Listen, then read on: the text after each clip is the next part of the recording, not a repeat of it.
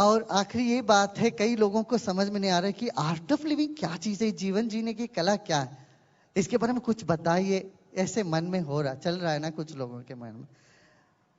जीवन जीने की कला 5 तत्व है, इसमें 5 बातें हैं, सिर्फ 5 बातें। क्या?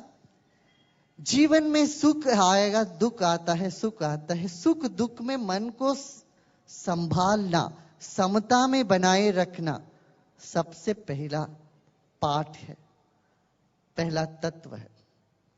ये जरूरी है कि नहीं, बताओ? जरूरी है। अपने मन को संभालना है ना, सुख में चाहे दुख में मन को संभाल के रखना सबसे पहला। विरोधात्मक चीजें होती है, कभी हार कभी जीत, कभी लाभ कभी नुकसान, कभी खुशी कभी गम, ये आते हैं चले जाते हैं। मगर आदमी भीतर से यदि टूट जाता है, मन उसका एकदम बैठ जाता है, तो वह फिर कुछ नहीं कर पाएगा। मन को थामे रखने की कला है ये सबसे पहला पाठ। दूसरा पाठ है जीवन जीने की कला का दूसरा पाठ, जो व्यक्ति जैसा है उनको वैसे स्वीकार करें। हम चाहते हर कोई मेरे जैसे हो, कहां संभव है? सासू जी चाहती है बहू मेरे जैसे हो, जो मैं कहता हूं वही सही वही माने। बाप समझता बेटे मेरे जैसे ही करे। संघर्ष शुरू हो जाता है घरों में, समाज में। तो मैं कहता हूं जो जैसा है उनको वैसे स्वीकार करें, उनको समय दें बढ़ने के लिए, अपनी रफ्तार से वो आगे बढ़ेंगे। ये दूसरा पार्ट है।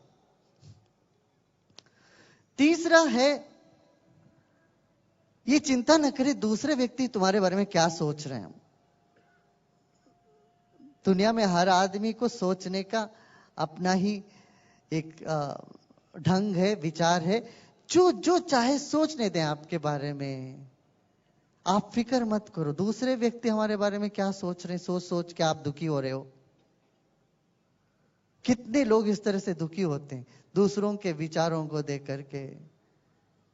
फालतू है, समय खराब है, इससे जीवन खराब है। जीवन बहुत मूल्यवान है, इसलिए मैं कहूंगा दूसरों के फुटबॉल मत बनिए। ये तीसरी बात। चौथी बात है, जब हमसे भूल होती है तो हम कहते हैं कि हम भूल हो गया जी क्या करें। पर कोई और करता हो तो हम कहते हैं इसने तो जानबूझ के करी।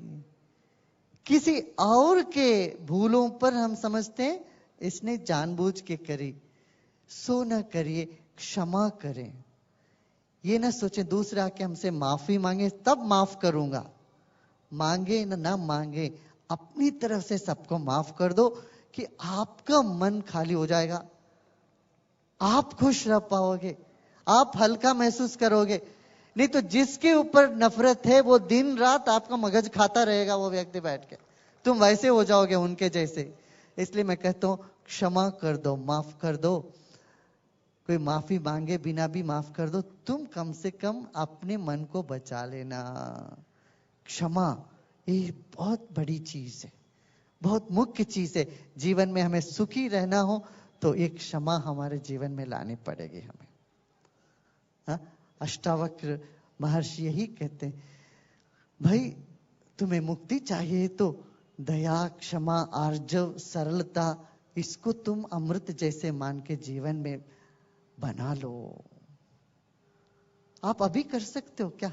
देखिए आज तक जिन जिन के तरफ तो आपकी नफरत है, कुछ है, द्वेष है, एक ही मिनट लगता है उसमें। 1 मिनट सोचो, चलो मैं माफ कर दिया सबको। कर सकते हो? कह सकते हो?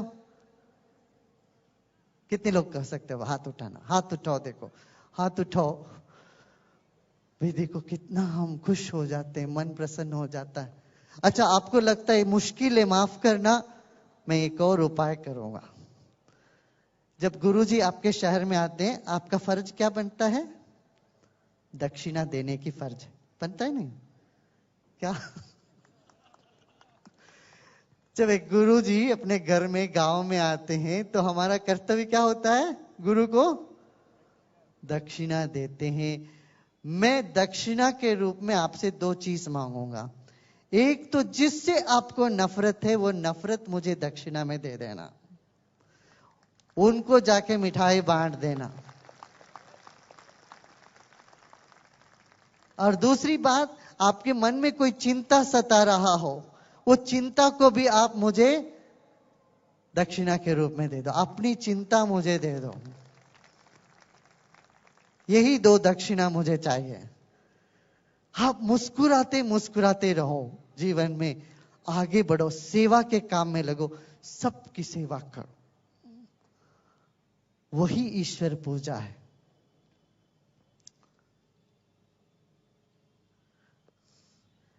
येन केन प्रकारेण यस्य कस्यापि देहिना संतोषम जनयेत प्राज्ञा तदेवेश्वर पूजनम। ईश्वर की पूजा क्या है? किसी भी तरह से सब लोगों के मन में खुशी पैदा करो, संतोष पैदा करो, यही सबसे बड़ी ईश्वर की पूजा है। कितनी बड़ी बात, सुंदर बात कह दी हमारे पूर्वजों ने, है ना। और 5वीं चीज है, 5वां तत्व जो आर्ट ऑफ लिविंग का जो फाउंडेशन है, वो है वर्तमान में जीना। अब अब अब अब बीती हुई समय जैसा भी हुआ हो, उसको लेके पोस्टमार्टम करते हुए, विषाद करते हुए समय नहीं बिताना। हम 70-80% हमारा समय व्यर्थ करते हैं बीती हुई बातों को लेके। वो क्यों हुआ, कैसे हुआ, ये सब इंक्वायरी कमीशन बिठाते रहते हैं हम लोग। इसमें पैसा खर्च, समय बर्बाद, सब बीती हुई समयों को लेके अफसोस करते रहना मूर्खता है। बुद्धिमत्ता यही है, जो बीत गई उससे पाठ सीखा, वर्तमान में खुशी से आगे बढ़े, वर्तमान में जियो। ये जीवन जीने की कला है। अच्छा, आप ये कहोगे गुरुजी ये सब सुनने में अच्छा है, जीवन में उतरना मुश्किल लगता है। तब मैं कहूंगा सुदर्शन क्रिया करो, प्राणायाम करो, देखो कैसे जीवन में ये सहजता से निखर आएगी।